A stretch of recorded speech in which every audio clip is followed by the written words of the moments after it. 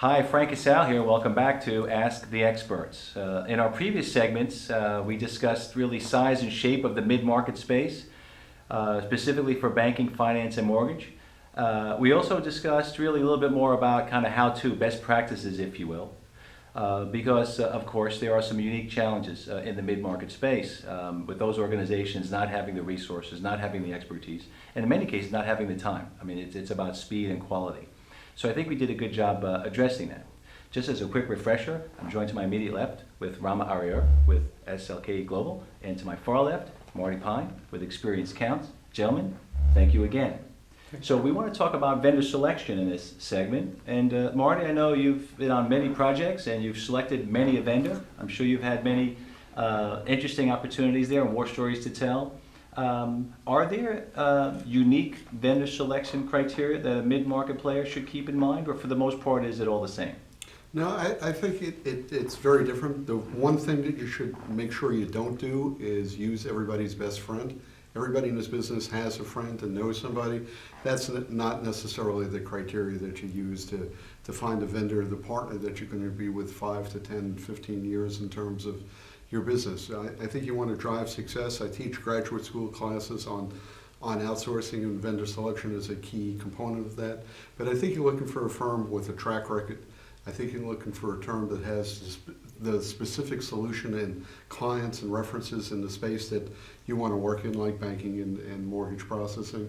I think you want to look for somebody that has a great deal of flexibility, so not only can they do what you've asked them to do, but they can extend beyond that. You're looking for somebody with a cultural fit. There's lots of elements of culture that get into outsourcing, but someone that you're compatible with, that you feel comfortable talking to and exchanging and saying good things and bad things, because there are things happen during the course. Everybody like to say it runs smoothly, but you need to be able to openly discuss with the people what's going on. I think that's key to making a decision. It's not a vendor, it is really a solution provider, or it is a partner.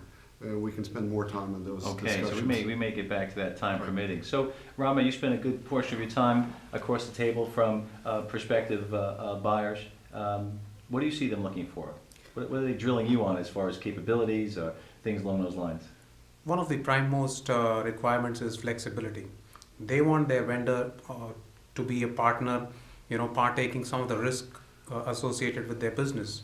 So volume variability is a big risk today, and people want to have a partner who is able to, take away the risk associated with volume variability, offer some sort of flexibility and transactional pricing, so that they can focus on their growth without having to worry about increasing their fixed cost base. That's one. Second is they're very focused on wanting relationship-based partners. Partners who are very focused on driving good relationship with their clients. And meeting their requirements, understanding it, and then meeting their requirements, in a responsive way. Mm-hmm. And Marty, my experience with dealing, even just in Wall Street in general, right, is that they're not just looking for someone good at a particular process. They want someone that knows their industry, right? So let's say it's a bank. Right. They want to work with somebody that knows the banking community. Are you finding that as a critical? It's a prerequisite, I think, in coming into the banking community. That everybody wants to do everything, right? Having a vendor that's honest enough, a solution provider that's honest enough to say, this is what I'm good at, this is what I specialize in, and yes, I'd like to do this and learn on your nickel, but here's what I can do for you and what I can deliver.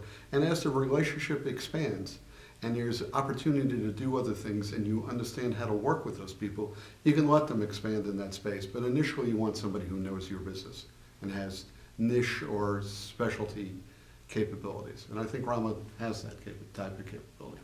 Yeah. Okay, super. So we talked a little bit about vendor selection. I appreciate that, gentlemen. I'm getting the cues to wrap now so we can keep on time. Appreciate your advice and counsel here. And thank you for joining us. In our next segment, we're going to really be focusing on the definition of success beyond cost save. So that should be an interesting segment as well. Thank you for joining us now, and we hope to see you in the next segment.